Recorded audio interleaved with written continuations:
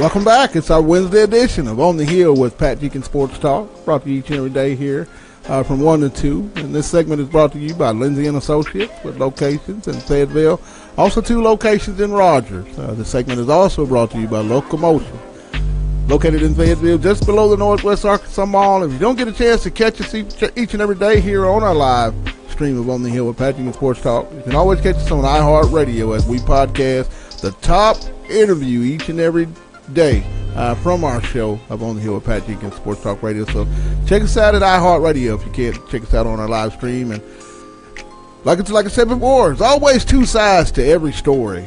We got the Tennessee side from the Knoxville Centennial's Blake Topmeyer. So we thought we'd take a trip down to the swamp and want to give our our happy welcome to Gators Breakdown, David Waters.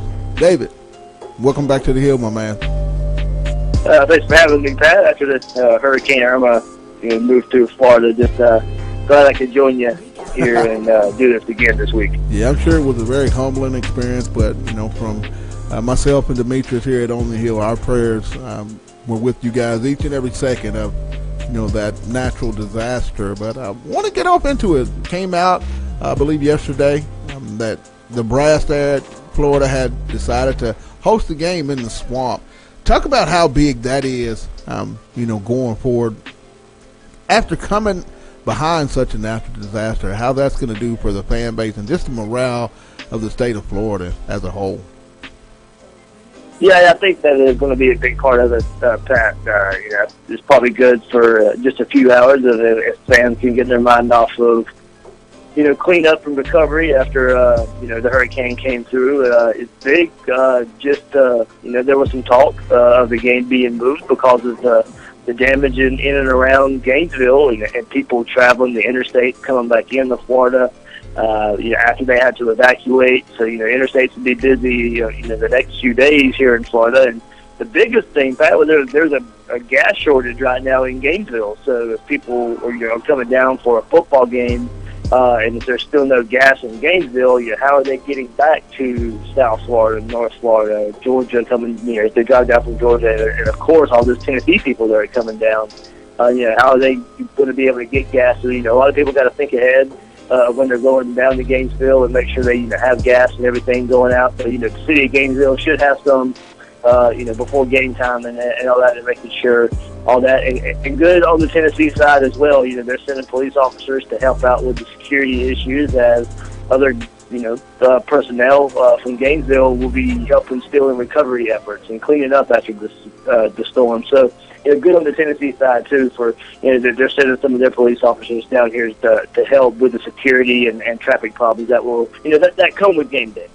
When you look at this ball game, having come off a very disappointing loss in the home opener, or I should say in the season opener versus the Michigan Wolverines, then to have to postpone this past weekend's game, dealing with what Coach McElwain and this entire staff and this entire football team and program had to deal with.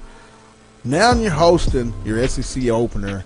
What has Coach McElwain and the offensive staff and defensive staff, how have they kept these guys focused? When you're around them, David, and you have access to talk to these guys. We didn't have a lot of access, and the media didn't have a lot of access to talking with these guys up until today. There was no practice, since last Thursday, I believe. And then the Northern Colorado game was canceled. So, there's been no media contact with the university up until today. Jim McElwain had his weekly press conference, and it's usually on Mondays, but he had it today because of all the hurricane stuff going on as well. And we're going to hear from a couple players today as well. So, it is a good question of how focused these guys are. It was a disappointing loss in the way you looked against Michigan. And then you have your next game canceled, so you don't get those reps against a warm-up, basically a warm-up opponent in Northern Colorado. That game is now canceled. And now your first game, your first conference game, is against Tennessee, and it's a big-time rival. And they're coming to town, 2-0, with some confidence after beating Georgia Tech week 1. But Chauncey Gardner did mention that that some Tennessee fan had got their way on campus and put a Tennessee flag on the Steve Spurrier statue. He said, "Well, you know what? That's a sign of disrespect." So they know what this rivalry is about. They'll be ready to play.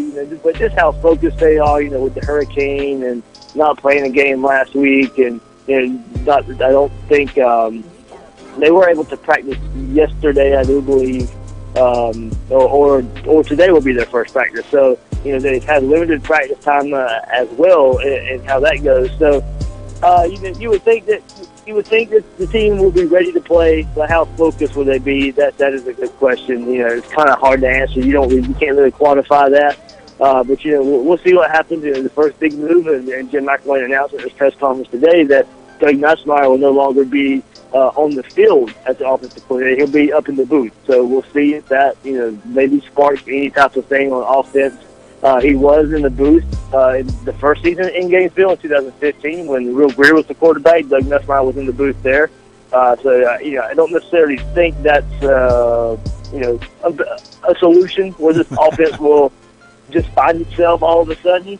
But maybe it's one step in multiple steps that Gators are doing to maybe find something to get working on offense. Talking Florida Gators, Tennessee-Vols, game keys with Gators Breakdown.